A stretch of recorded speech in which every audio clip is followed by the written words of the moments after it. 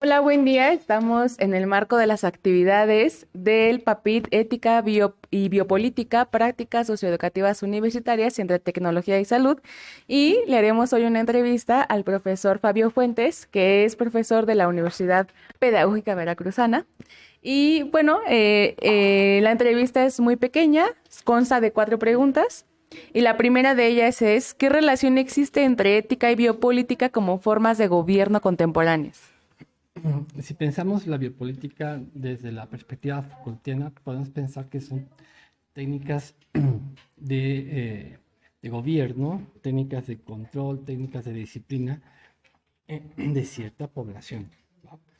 Y eso es muy común en el plano académico, pensar lo que son técnicas de gobierno, pero no necesariamente gubernamentales, Claro, sí. ¿va? Que eso es muy interesante. Bueno, que son técnicas de control que también, al no ser gubernamentales, pueden estar en cualquier parte del espacio público, ¿va? Por ejemplo, la arquitectura, la disposición de las Del mesas, espacio. Ujú. del espacio físico. Entonces, por supuesto que sí hay una relación entre eh, en esta biopolítica y también entre la ética. Si pensamos la ética solo como una reflexión de la moral, eh, pues sería un ejercicio intelectual interesante. A mí me gusta pensar la eticidad como una condición de producción de comportamiento orientado, por supuesto, al cumplimiento de ciertos fines. Entonces, en estas condiciones de producción de comportamiento, ¿va? En esta eticidad, eh, sí es posible eh, establecer esta relación entre la biopolítica, ¿va? Por ejemplo, estamos en este momento en un espacio universitario no gubernamental en el cual sí hay una biopolítica en función de la disposición de- de- del mobiliario. Y nos sentamos ahí, en primer lugar. Pero además, pero además hay una condición de producción del comportamiento que, por ejemplo, eh, nos orienta a guardar silencio mientras otros están hablando. No sé si me explico en Sí, esta claro. disyuntiva. Entonces, eh, nosotros podemos establecer esa relación eh, para fines analíticos. No es tan evidente, pero me parece que pensando con un poco de mayor precisión en la producción de comportamiento en ciertos espacios, en ciertos lugares, en ciertos tiempos, sí operan, por supuesto, esas técnicas de disciplinamiento, esas técnicas de control y esas técnicas de gobierno, incluso sin el poder gubernamental. Claro.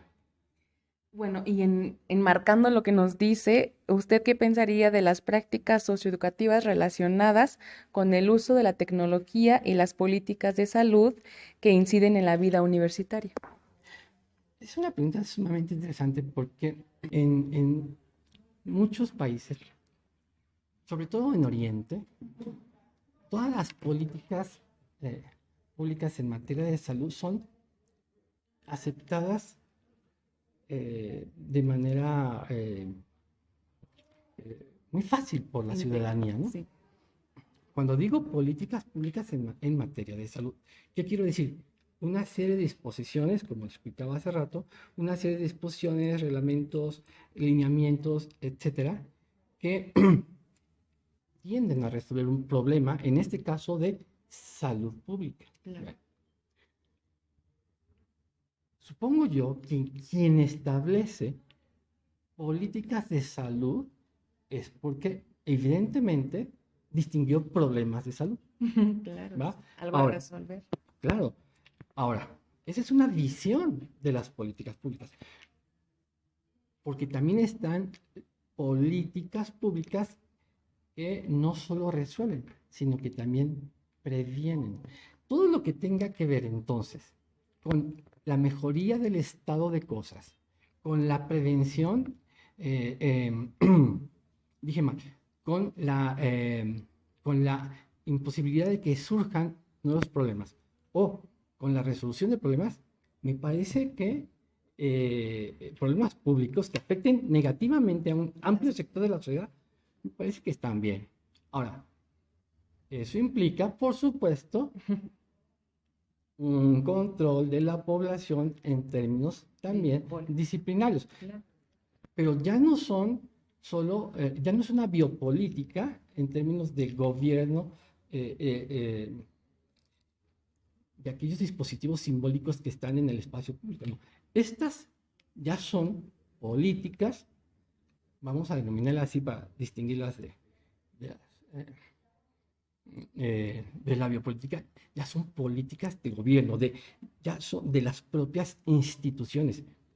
Y si las instituciones determinan que son necesarias ciertas acciones para mejorar, para evitar que surjan nuevos problemas o para resolver problemas que están presentes y que afectan negativamente a la población, me parece que hay que llevarlas a cabo. Ok. La tercera pregunta va en torno entonces a qué influencia social, cultural y económica se produce en la universidad con estas nuevas formas de gobierno pensadas desde la ética y la biopolítica. Lo que yo distingo en las instituciones de educación superior es la poca recepción que hay hacia las disposiciones que emanan de los cuerpos directivos en tanto lineamientos, ordenamientos, o lo que diría Eduardo Villarreal, toda acción de gobierno que intenta resolver un problema es una política pública. Pues sí, parece que siempre hay una escasa recepción a todo aquello que emana de los cuerpos de gobierno, no solo de una institución educativa en el nivel superior. En cualquier dependencia hay cierta resistencia a adoptar, a apropiarse de estas medidas, por supuesto, porque disciplinan, por supuesto, porque ordenan los cuerpos, por supuesto, porque también ordenan en muchos sentidos nuestras formas de pensar. Pero vuelvo a insistir, el punto es que si estas medidas son las que, por ejemplo, ayudan a convivir de una mejor manera, contribuyen a establecer mejores relaciones interpersonales, evitan que haya acoso escolar en las escuelas, en las instituciones. Bueno, entonces, sí, son formas, son técnicas de gobierno que aunque no nos gusten, son necesarias. Claro. Voy a poner un ejemplo drástico, pero interesante. Hasta no hace mucho en China, solo las familias podían tener un hijo. Claro, sí. ¿Va? Y no se objeta. Era una política de salud. Es una política de Estado, porque trascendió a muchos gobiernos, a muchos países de gobierno. También no todas las familias pueden comprar un auto, porque si todos los chinos, bueno, si todos los chinos con capacidad de comprar un automóvil lo hicieran, el mundo colapsaría inmediatamente. Claro. Entonces, hay medidas de control de la población que resultan poco amables, incluso lo voy a decir como dicen los teóricos, que son impopulares, pero que son efectivas. Claro. Porque si no se generan problemas más graves. Hay muchas políticas públicas altamente impopulares, pero que son efectivas para el mejoramiento de la dinámica de la sociedad.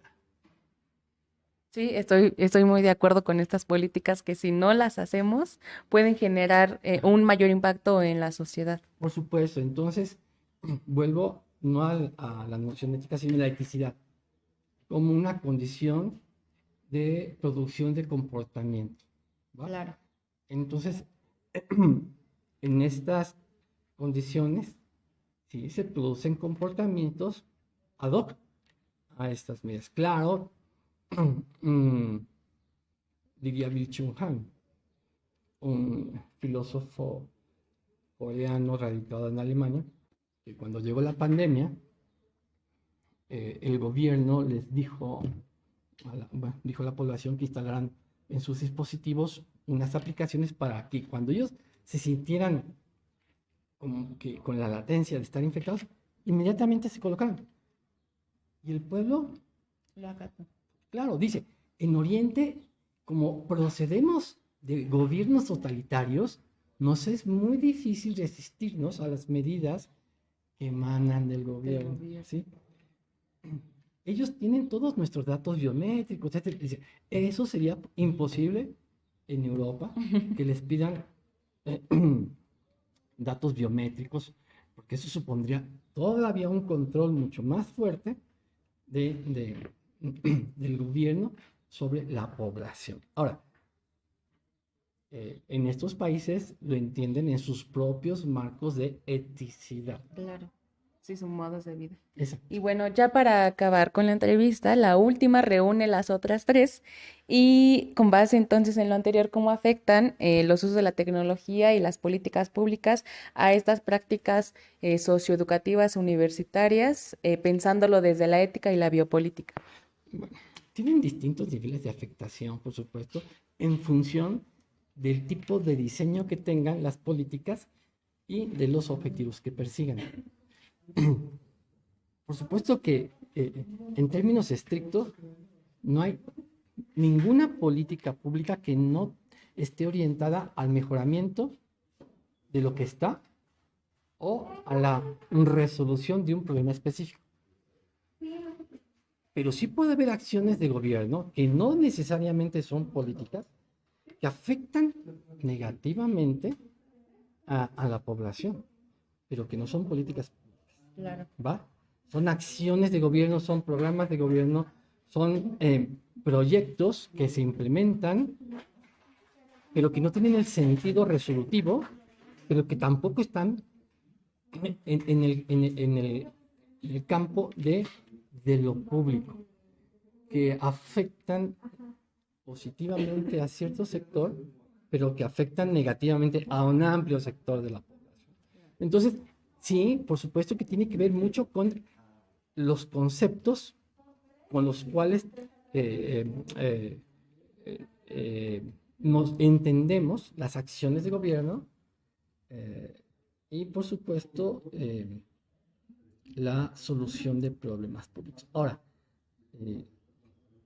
hay múltiples formas de afectar a la población, pero las políticas públicas en sí, en el sentido que yo lo comenté hace rato, tienen por objetivo, por supuesto, afectar positivamente a la población. Ahora, ¿qué implicaciones tiene en la población? Pues sí, su control, claro, sí, el ordenamiento de su comportamiento, claro,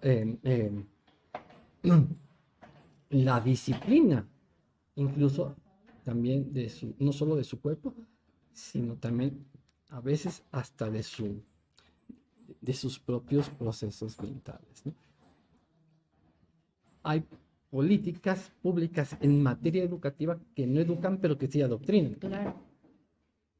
Y educar no es lo mismo que adoctrinar, pero que son políticas públicas en materia educativa en ciertos países.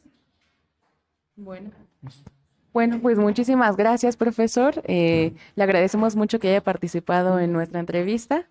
Nos vemos en otra ocasión, esperemos, y esperemos que esté muy bien. Claro que sí. Muy amable y gracias por todo. Gracias.